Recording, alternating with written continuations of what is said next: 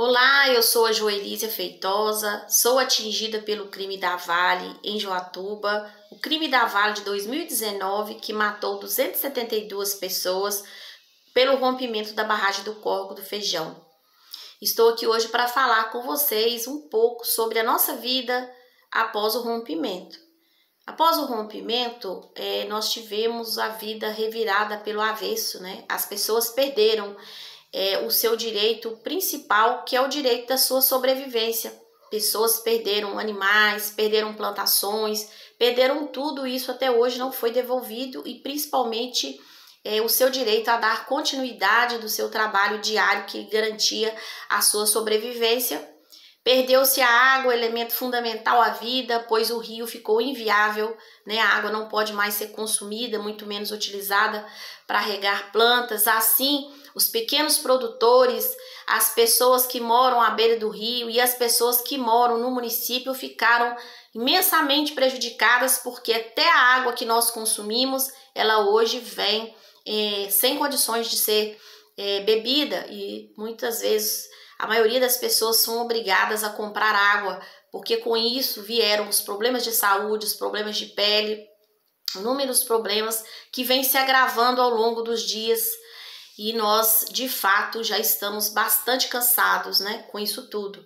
Então perdeu-se também a capacidade de trabalho, porque as pessoas que viviam ali de alguma forma, direta ou indireta, da renda ou do trabalho que faziam em função do turismo, acabou-se tudo. Muita gente indo embora, muita gente entristecida, adoecida física, emocionalmente, né, sem renda, sem perspectiva. Houve o pagamento do auxílio emergencial, mas a Vale escolheu as pessoas e não é divulgado, mas milhares de pessoas não conseguiram ter acesso, né, porque a Vale recusou os seus comprovantes de endereço, muitas delas não tinham como comprovar essa moradia, muitas foram bloqueadas e nós ainda continuamos nessa luta para garantir o mínimo de sobrevivência e dignidade para as pessoas, né? Em fevereiro desse ano foi feito um acordo entre o Estado e a Vale, considerado histórico, né? Nesse acordo foram negociados 34 bilhões. Foi um acordo que ocorreu sem a nossa participação, um acordo feito a quatro paredes, e esse acordo, a maioria desses recursos, eles estão destinados à construção de várias obras, obras gigantescas, eleitoreiras, né, estradas, o rodoanel, e nada disso vem para atender e contemplar o sofrimento das pessoas de fato atingidas, que continuam no sofrimento. Com muita luta e com a ajuda do MAB, o Movimento dos Atingidos, que esteve aqui conosco desde o começo, nós conseguimos fazer inúmeras lutas, e por isso nós garantimos aqui para toda a bacia, né, e uma pequena ajuda financeira, né, que é o auxílio emergencial, e que agora, após esse acordo, vai se transformar no programa de transferência de renda. É uma grande conquista, mas que precisa ainda ser assegurada para atender essas pessoas que ainda não foram contempladas.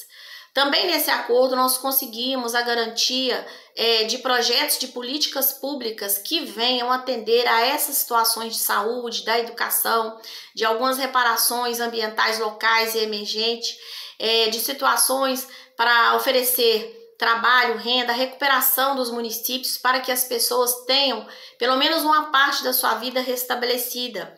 Projetos para as comunidades, para que elas possam se organizar e as pessoas tenham acesso novamente a alguma forma de lazer, alguma forma de trabalho, enfim. Perspectivas diante de tanto dinheiro que foi negociado, mas que a gente ainda precisa garantir que ainda não chegou até nós. Nós seguimos na luta organizados em busca da reparação integral, que de fato vai dar um pouco de justiça. Principalmente, nós lutamos, iremos continuar lutando pela punição dessa empresa assassina que matou em Mariana, que matou mais 272 pessoas em Brumadinho e que pode voltar a matar porque as represas continuam a romper. Não há fiscalização, não há força do poder público, que tenta agora resolver as coisas a partir de acordos e não de punir a empresa assassina que mata em troco da ganância e querendo sempre mais e mais lucro em troco da vida, em troco do meio ambiente, em troco do nosso rio, enfim. Nós precisamos dar um fim a isso tudo, por isso nós continuamos na nossa luta para garantir a justiça, queremos o nosso rio Paraopeba de volta e queremos que esse rio seja limpo e que principalmente o nome dessas pessoas, essa morte não seja em vão, que haja justiça de fato, porque a justiça só com luta e organização. Juntos nós somos fortes. Muito obrigada a todos e a todas.